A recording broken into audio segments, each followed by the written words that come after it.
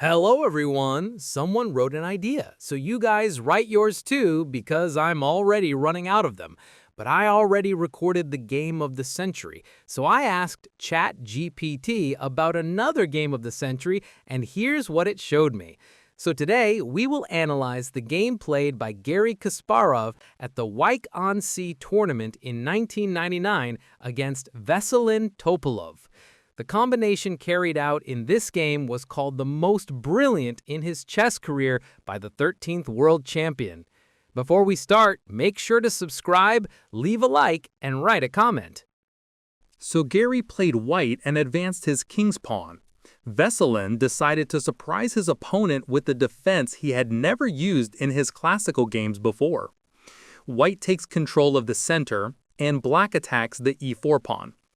With the defensive knight to c3, white applies the perk defense. Instead of the pawn center, black exerts piece pressure on it. Kasparov prepares to castle long and launch an attack on the king side. After bishop to h7, he played queen to d2. Topalov is preparing a counterplay on the opposite side of the board. After the reinforcing move f3, the Bulgarian grandmaster pushes pawns and the opponents complete the development of their knights.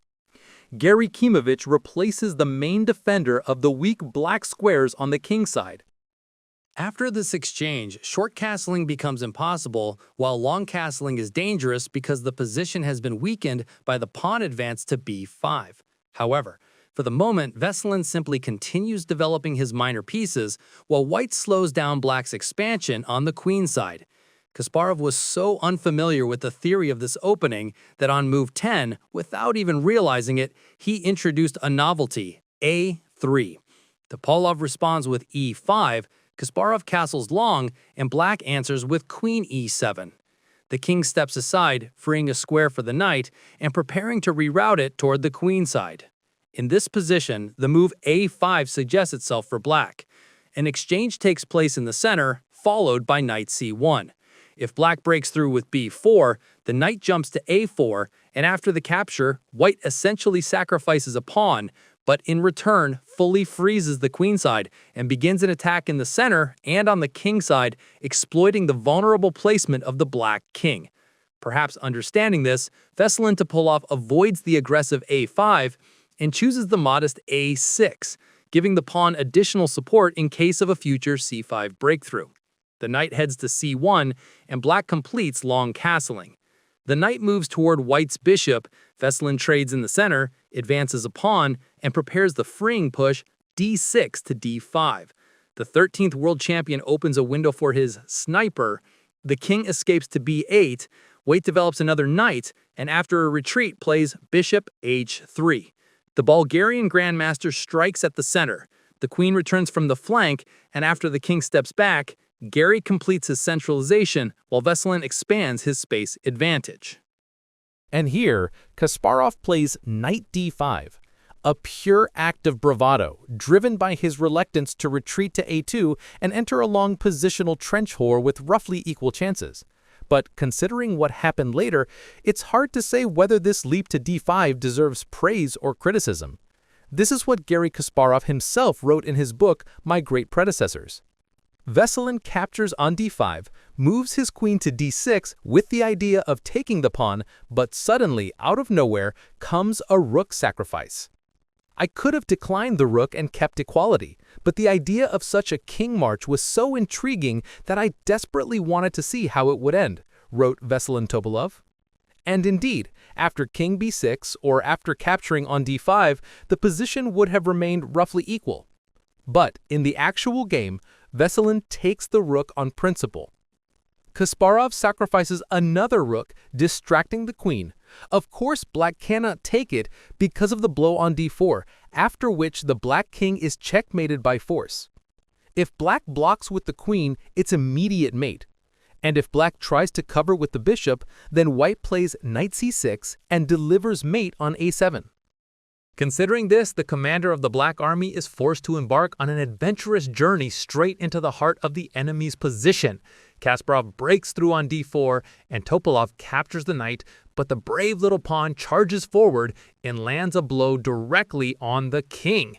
After king a4, the move rook a7 would have finished the job, but in the heat of the approaching time trouble, Garry Kasparov makes a slight inaccuracy, giving black a chance to escape. Topalov captures the pawn, white creates a mating threat, and black cannot defend with the rook because the king steps to b2, threatening a queen trade followed by mate from the white pawn. At the same time, the diagonal pin doesn't help either because white exchanges and then covers the king with the rook. Therefore, in the game, Veselin Topalov defends the pawn on a6 with his bishop. Kasparov captures the bishop and essentially tells his opponent, "Come on, will you finally take this rook already?" Of course, black cannot take the piece because of the immediate mate on c8, so Topalov plays queen c4, offering an exchange of the strongest pieces. The queen captures the knight on f6, and the previously mentioned chance to survive was hidden in giving a check along the first rank.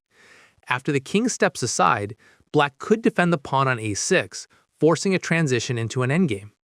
In other words, after queen b6 threatening mate, black traps the enemy queen into a forced trade. And after this exchange and the capture on f7, white would have an advantage in the resulting endgame due to the awkward placement of the black king, but the chances of saving the game would still be quite high. In our actual game, however, the Bulgarian grandmaster Veselin Topalov takes the pawn with his king on a3, believing he could escape judgment. Kasparov strikes on a6 with check and continues with c3. Black cannot capture the pawn with the queen because of a forced mate in a few moves, so he takes it with the king instead.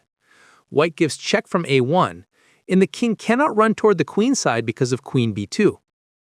The black king continues running from the checks. After king d1, Kasparov distracts the queen from defending the c2 square.